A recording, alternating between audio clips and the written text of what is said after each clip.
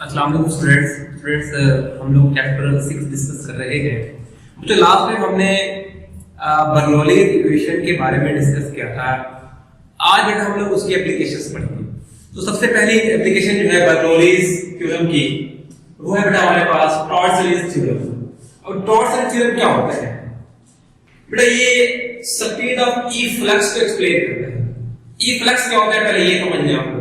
बेटा एक बहुत बड़ी बॉडी हो, उस बॉडी में अगर कोई स्मॉल ओपनिंग हो, बन जाए हो, उससे जो फ्लूइड मूव करता है उसे हम कहते हैं ई फ्लक्स। जैसे एक बहुत बड़ा टैंक है पानी का, उस टैंक में बॉटम के आसपास ऊपर नीचे कुछ छोटा सा होल बन जाए, उस होल में जो लिक्विड फ्लो करता है उसे हम कहते हैं ई फ्लक्स।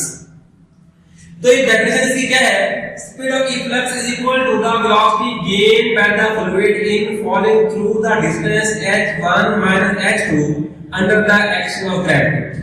जो स्पीड ऑफ ई फ्लक्स होगी वो कितनी होगी? वो बिल्कुल इतनी होगी जितना ये लिक्विड जो है इस h1 से h2 तक जो हाइट कवर करते हुए लिक्विड जितनी वेलोसिटी कवर करेगा उतनी ही वेलोसिटी ई फ्लक्स की होगी।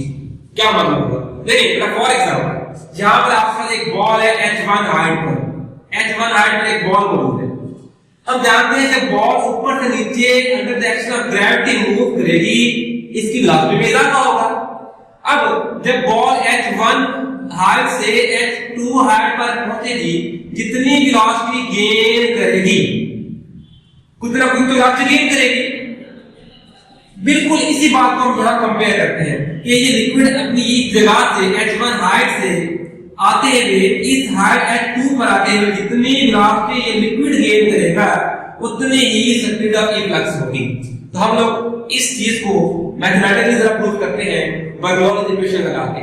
अब बर्नौलीज इक्वेशन क्या है हमारे पास कि P1 plus 1/2 rho V1 square plus rho GH1 is equal to P2 plus 1/2 rho V2 square plus rho GH2। Bernoulli's equation हमने लिखी। अब हमने क्या किया? फर्ज कर लिया हमारे पास बहुत बड़ा टैंक है। इस टैंक में हमने क्या लिया हुआ है? कोई लिक्विड लिया हुआ है। इस टैंक में बेटा हमारे पास दो ओरिफिस है, होल है। एक होल A है और एक होल क्या है बेटा? B है। जब हमने यहां से लिक्विड से होल A बनाया तो क्या होगा बेटा? लिक्विड ऊपर से नीचे मूव करेगा। जब लिक्विड ऊपर से नीचे मूव करेगा तो यहां से कुछ ना कुछ लिक्विड फ्लो होगा। जो लिक्विड फ्लो होगा बेटा हमें इसकी वेलोसिटी मालूम करनी है। क्या रखिएगा बेटा हमारे पास V1 ये जो सरफेस है जो ऊपर से नीचे लिक्विड मूव कर रहा है, V2 बेटा हमारे पास यहां से जो फ्लूइड मूव करेगा। V1 बहुत लेस होगी V2 से, ठीक है? इसका मतलब है कि V1 को हम अप्रॉक्सीमेटली इक्वल टू 0 कह सकते हैं। अब अगर V1 को 0 ले तो ये कुछ रिड्यूस होके बन जाएगी P1 plus rho GH1 is equal to P2 plus 1/2 rho V2 square plus rho GH2। क्योंकि V1 को क्या पुट कर दिया? 0 पुट कर दिया तो ये पूरा फैक्टर क्या हो जाएगा? खत्म हो जाएगा। अब हमारे पास ये जो टैंक रखा हुआ है एटमॉस्फेरिक प्रेशर पे रखा हुआ है, तो मतलब P1 और P2 को हम एक ही ले लेते हैं, वो क्या हमारे पास एटमॉस्फेरिक प्रेशर है।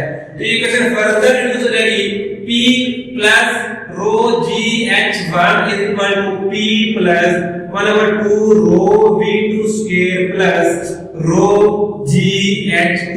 मतलब ये P से P कैंसिल हो जाएगा हमारे पास।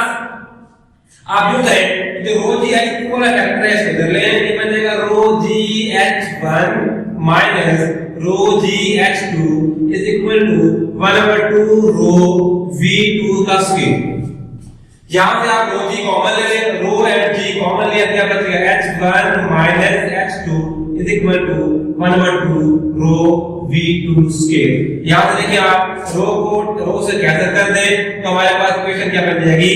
2 को ऊपर ले आए, V2 square is equal to 2G H1 minus H2।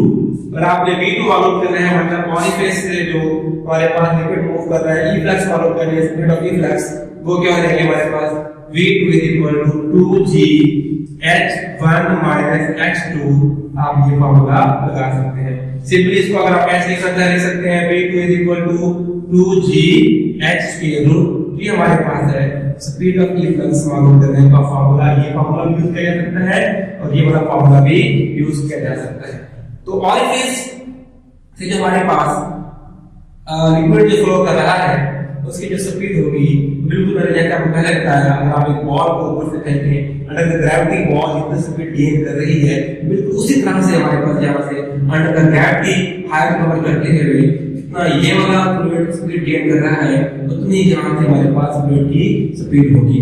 और याद रखिएगा बेटा, जो फ्लूइड ऊपर से नीचे आ रहा है, ये हमारे पास काइनेटिक एनर्जी है, ये काइनेटिक एनर्जी न्यूट्रलाइज हो सकती है, ये लिक्विड इधर इस ओरिफिस डी ओरिफिस ऊपर की तरफ भी राइज कर सकता है। तो बेटा ये हमारे पास थी पहली एप्लीकेशन, इसको रिवाइज कीजिएगा। अल्लाह हाफिज़।